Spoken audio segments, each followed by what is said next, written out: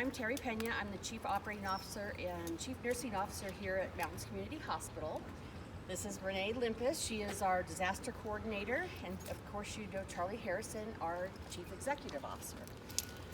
So we're here today with a different construction, a different plan than you heard when you came a week ago.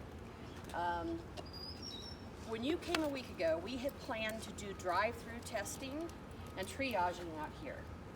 Unfortunately, due to the limited supplies for testing equipment, we are not able to do testing out here.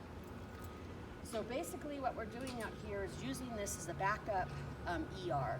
We expect that our volumes are going to get too great for what we're doing inside. Currently inside, we're having to separate medical patients from respiratory patients. And the small spaces that we have for the respiratory patients are getting used up. So we're going to plan to come out here for all of our regular medical and simple respiratory patients.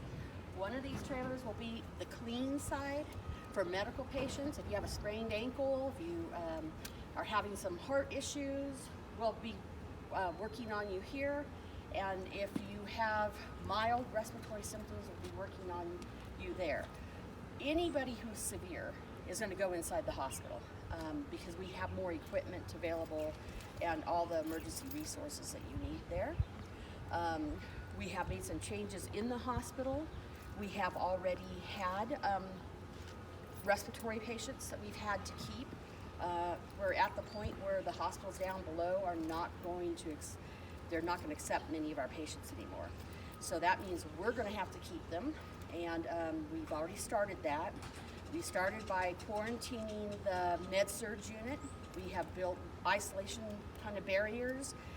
We are not an isolation facility. We do not have negative pressure, but we are doing our best to create those situations. We are setting up ventilation systems to make it like a negative pressure situation, and we are building up the walls to keep everything in there. But by doing that, we still have a few regular med-surg patients that aren't respiratory and they still need care. So we have to take them out of there and we have to push them to other areas like our recovery room and a room that we used to do infusions. We're going to have to start seeing regular medical patients in those units. Those are the units we're using for respiratory, so that's why we have to start pushing out this way now because we're running out of space. And so that's kind of our plan right now. We are doing okay on some PPE, personal protective equipment, and some we aren't doing well at all. Currently, we have an adequate stock of N95 masks, but we are so low on gowns.